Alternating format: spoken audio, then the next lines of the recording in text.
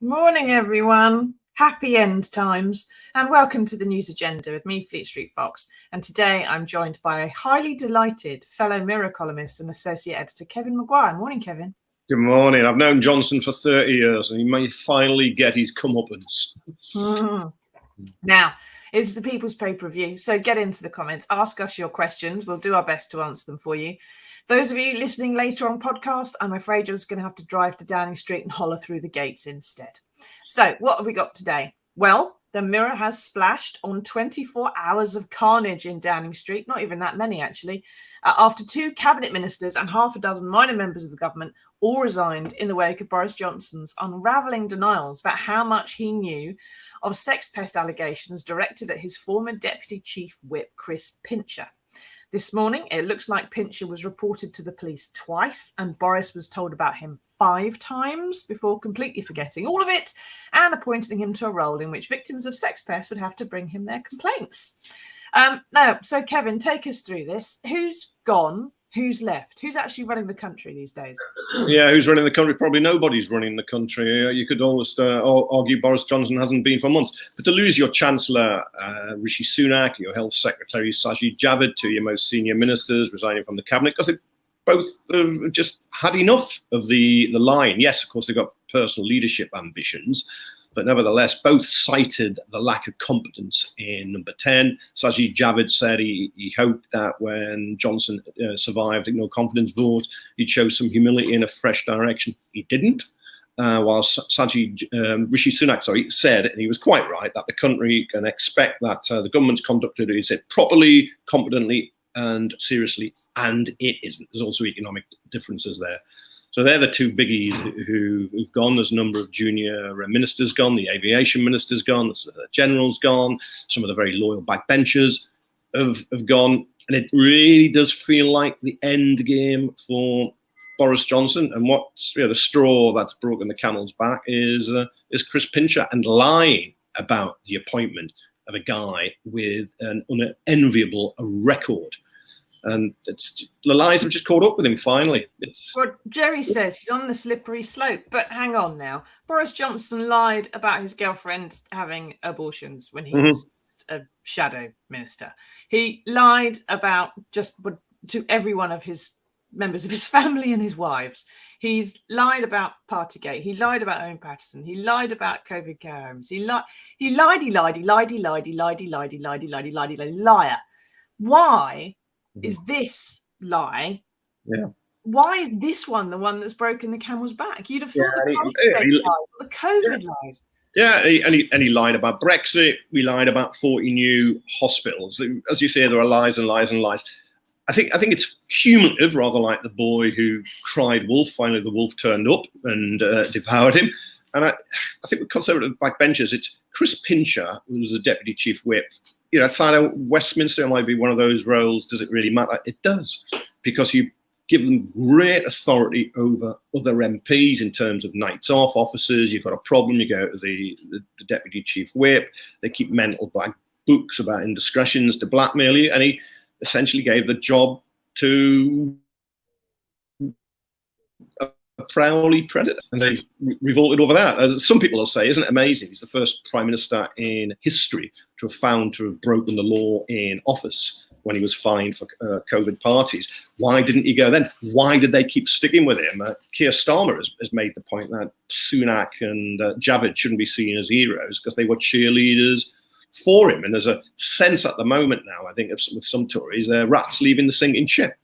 They can see their captain, their skipper, who they were quite happy to ignore all the lies when they thought he was a success. Now they see him as an electoral liability after those big by-election defeats in Tiverton and Honiton in the Blue Wall, Wakefield up in the Red Wall. they're worried about their own jobs, their own futures. That's what it's really about, those MPs. But they've just had enough. And I do think it's the end. I think the greased pig, as David Cameron called him, is finally on the spit.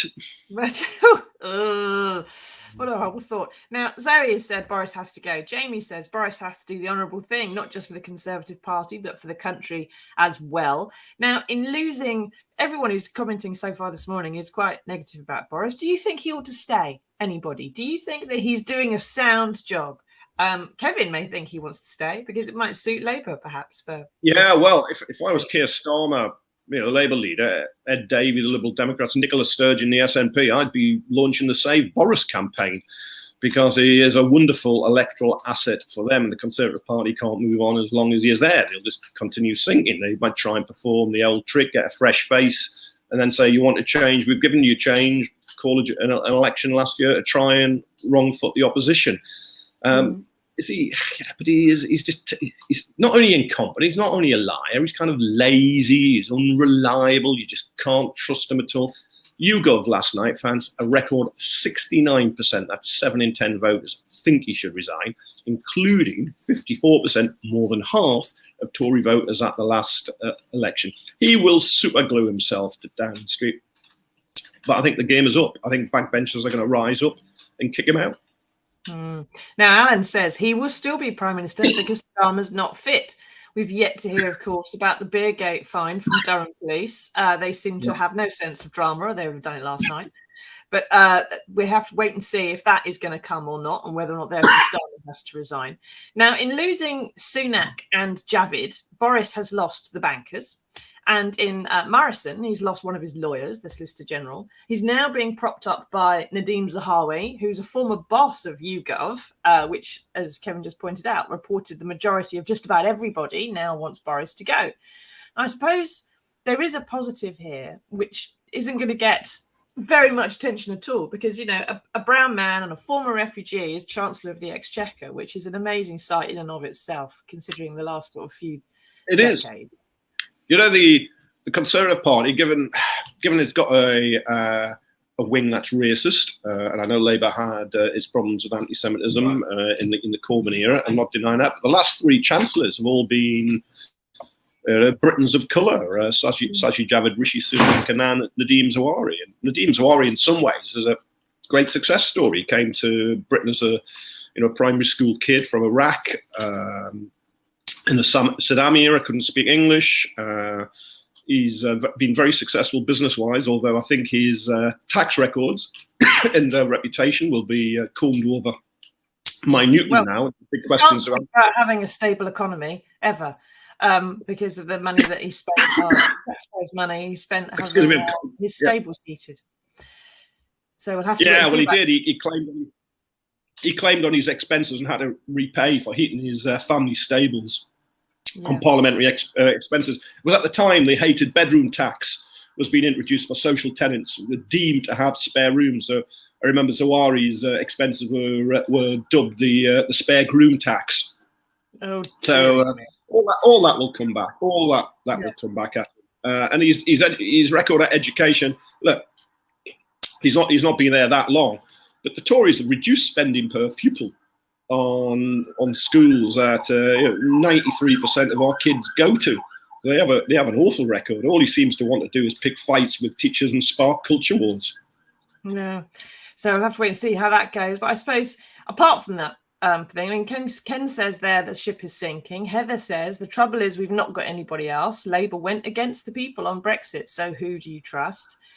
Starmer has said that he's not going to go against Brexit anymore, but obviously people like Heather may not be convinced by that. But last night, Kevin, it was reported that Zahawi was going to be health secretary and instead demanded the Treasury. And he said, if you don't make me Chancellor of the Exchequer, I'm going to walk out of your government too, and that really will hurt. Therefore, he's a bit of a wheeler dealer, Zahawi. He got this amazing job. So how long do we think he's going to be Chancellor for? Because I suppose that depends how long Boris can be Prime Minister for. And in a normal world, he'd be gone by the weekend, wouldn't he?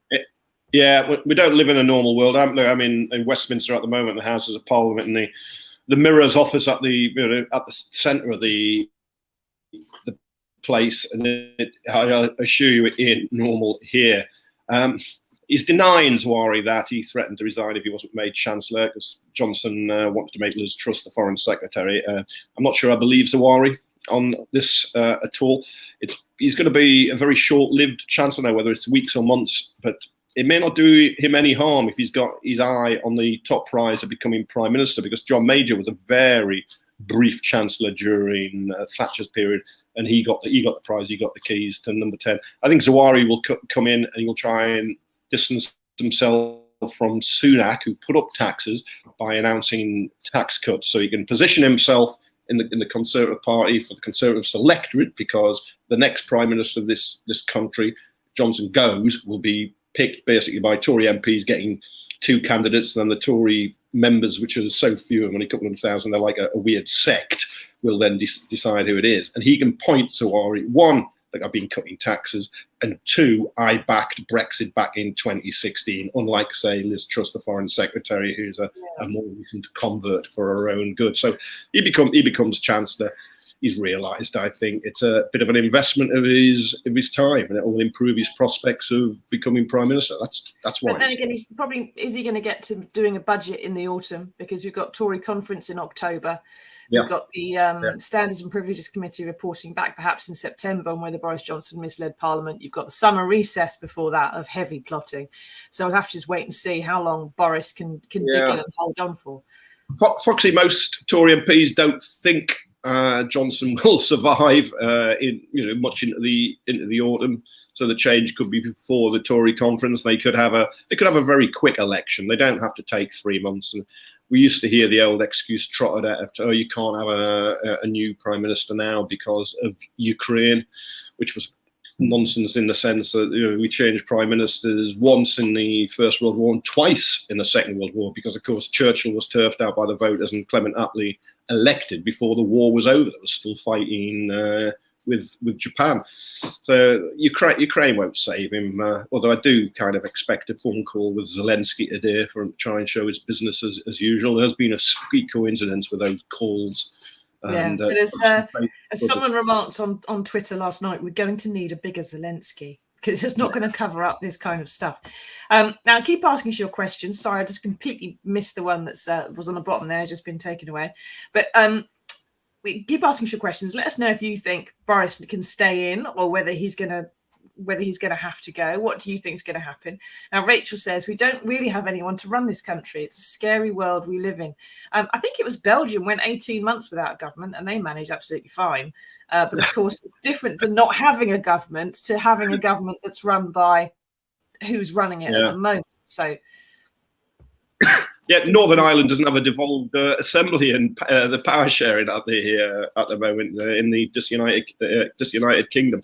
I think really what we need, and we should have had, I think, this after COVID, because the old 2019 manifesto has gone completely out the window, the Conservatives. Brenda from Bristol, close her ears, look away now. But I think we do need a general election, so we can give the country, we the people can give politicians fresh instructions where we want to go. You want to go to the right with the Conservatives, left with Labour, down the middle with the Lib Dems, back the SNP, Plaid, Green, whatever. Northern Ireland, the Rainbow Coalition of parties. It doesn't matter, but I think we do. I think as a country just need an election, because everything was thrown up first of all by COVID. Now it's Johnson's behaviour. You chuck in Ukraine, a cost of living crisis that's going to really squeeze and bite. It's just started. Next year, according to the OECD group of 20 plus major economies, Britain's going to have more economic growth. But only sanctioned Russia is going to do worse than Britain. And this is really going to pinch people. Now, Mike says, is Zawari's talk today of tax cuts and large pay rises a sign of Johnson trying to survive day to day, or is he salting the earth for a successor with popular and expensive policies? Boris Johnson's very good at having popular and expensive policies, isn't he, Kevin? And he does like to sort of say stuff. And I think part of the problem that he's got is that he's bleeding this support from the Tory grassroots, from the activists, from the Conservative Association chairman and so on. from the people who knock on doors during elections, because they just feel that this has not been a particularly conservative government in the way that they expect to do. They've had very high tax take, they've had very high spending. It's not the kind of thing they want, and they want a return to conservative principles. And so is this him trying to say that's what we're going to do? Yeah, but you've got some of those conservative principles in the low paid and people on benefits and pensioners being squeezed when they had increases way below inflation. You can see what's happening to public spending across many services away from the health service. I would argue that's all very conservative. But he's a man of contradictions, Johnson. But he likes the great big flourish and sort of speaks in. He sort of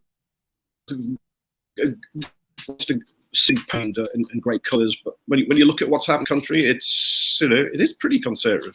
I mean, I know they complain, and quite rightly, that taxes now, the tax take 36%, highest since the late 1940s, just after the Second World War. Squeeze on living standards is going to be the worst since the 1950s. Economic growth has been terrible, in part because of Brexit, which was by and large a right-wing conservative policy. 2/3 of Tory voters backed it. 2/3 of Labour voters opposed it.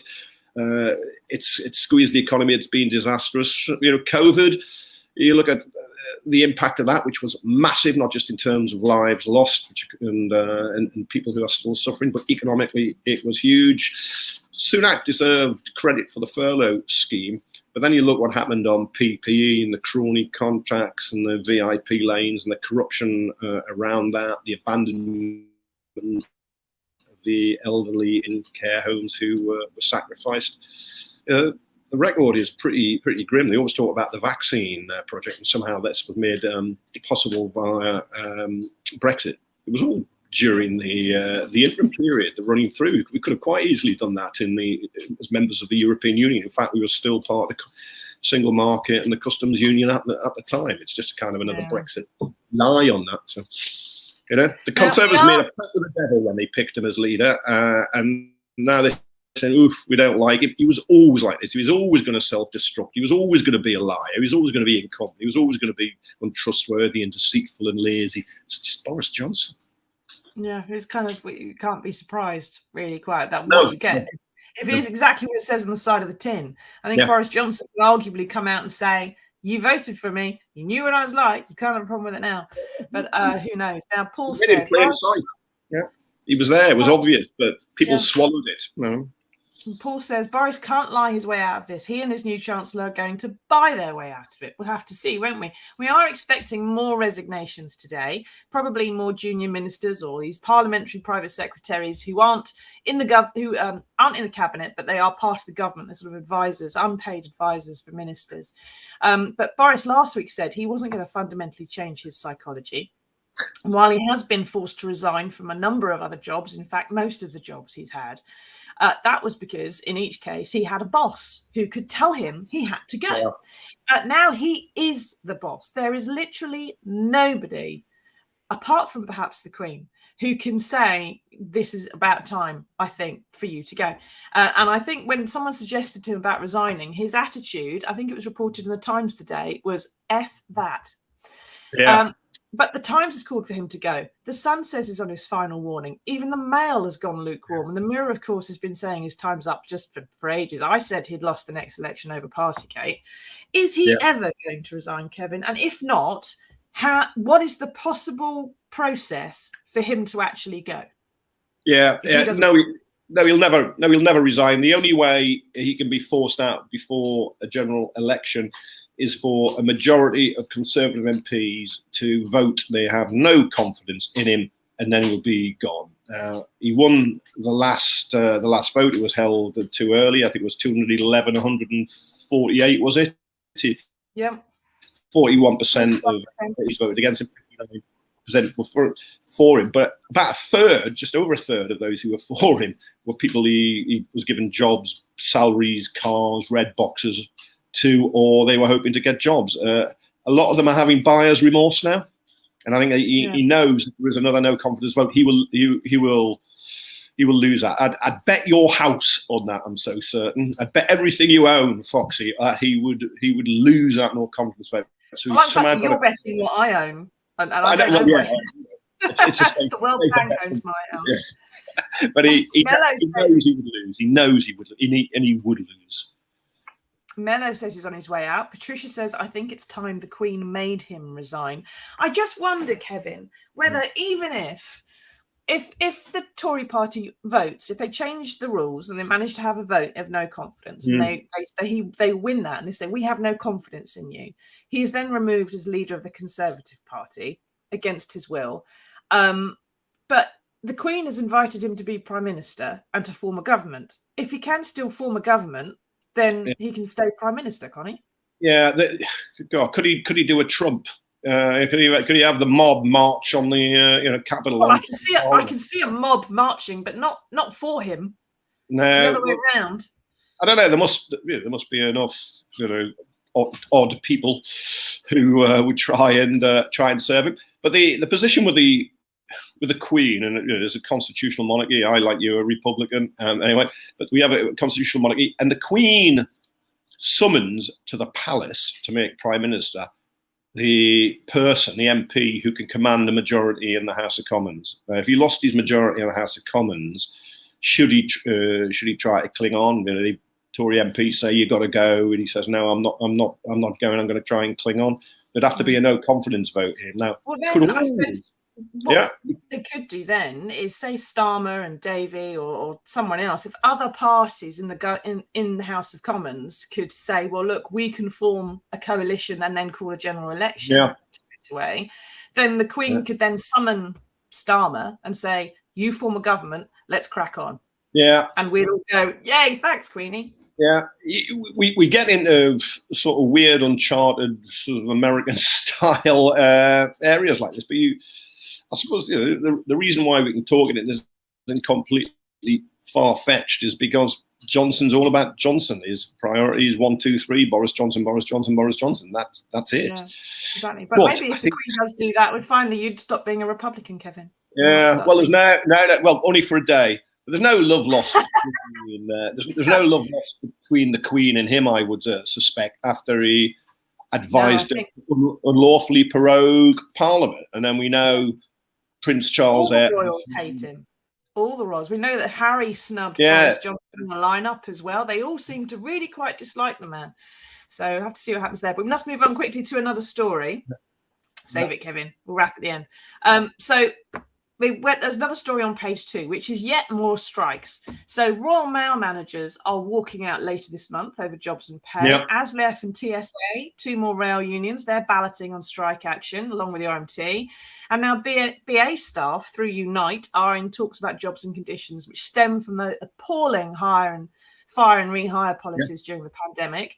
Zahawi, our new Chancellor, briefly, said this morning that he was going to continue with the 9% pay rise for starting salaries for teachers that he asked for as Education Secretary, but fiscal discipline for everybody else. How's that going to go down with the unions, Kevin? Is it sustainable? No, I think it'll go down very badly with people who are suffering a terrible cost of living squeeze. CPI, Consumer Price Index inflation, is 9.1. The retail price index, which is slightly broader, is already over 11%. You get a 3% rise. You're taking a hefty cut in your living standards. And Zawari will want to focus on starting salaries for teachers. What about the rest of the teachers? Those starting salaries, they're trying to bring up to 30,000. That's £600 a week. You're a teacher, huge responsibility. You're teaching our kids. You're probably taking home less than 500 quid a week. Well, when rents are going up, the fuel's going up, heating your home's going up, your shopping's going up. You're going to really get hammered. And I'd be surprised if there isn't a pushback from workers. And I think, as we saw with the real strikes and Mick Lynch making a very convincing case, they're not necessarily unpopular because people can admire those who have a go and are in a similar position themselves. I think, join a union, get organised, fight back. So none of this is inevitable. MPs got a £2,200 increase each. Well, if they made that right across the board, perhaps there wouldn't be so much unrest. Yeah, but then again, who'd want to be Prime Minister with all that going on? Maybe that's why Boris Johnson would be safe for a bit. Who we have to wait and see, won't we? Now, I'm in the House of Commons, 650 MPs, 650 would love to be Prime Minister, no matter what the circumstances. Well, let's just see, won't we? Now, keep asking us your questions. Let us know what you think is going to happen with Boris later on today or later on this week. But in the meantime, there is some good news in the world, and here it is.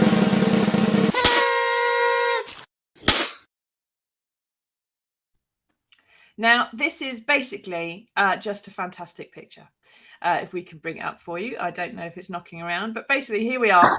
It's about a golden Labrador called Fred from Stansted. He's 15 and he's adopted a flock of ducklings after their mother got up and walked off. Bless you, Fred. But Kevin, does this prove that a dumb blonde can do a really good job if you have him neutered first? Oh, no. That dog's showing humanity that Boris Johnson never has. Probably the dumbest blonde. I think it's a lovely story. In politics, they always say if you want a friend, get a dog, and that dog's been really nice to those ducklings. I hope there's not a follow-up to this story, and we find out the dog's eating them. Because there's one fewer duckling every day for the next. You see, I think as a 15-year-old, he's probably the dog gets plumper. I just hope that will happen. Yeah, yeah. Well, he looks well fed, that dog. So well done, Fred. Now I don't know if we have any questions to wrap with, but I think our connection to the parliamentary Wi-Fi is collapsing pretty rapidly, so we'd probably better wind up. Thank you, Kevin, for joining us. Now, those of you who are listening on podcast, please leave us a review to help other people find us. If you want to come back later on to the Mirror's Facebook video pages, they will be carrying PMQs at 12 o'clock, and the Prime Minister will be up in front of the liaison committee of select committee chairs, aka all his enemies in the same room, after PMQs. So come back and watch that. Bring your popcorn because you're probably going to need it. He's going to get basted today. So we'll have to see how things pan out and who else is going to resign later on today. Thank you, Kevin, for joining us. I think I need to send you one of our news agenda mugs so you have a cup of tea and stop you spluttering this early in the morning. Thank you, everyone, for taking part. And we will see you all again on Monday for another edition of the news agenda with whoever is running the country then. Bye-bye.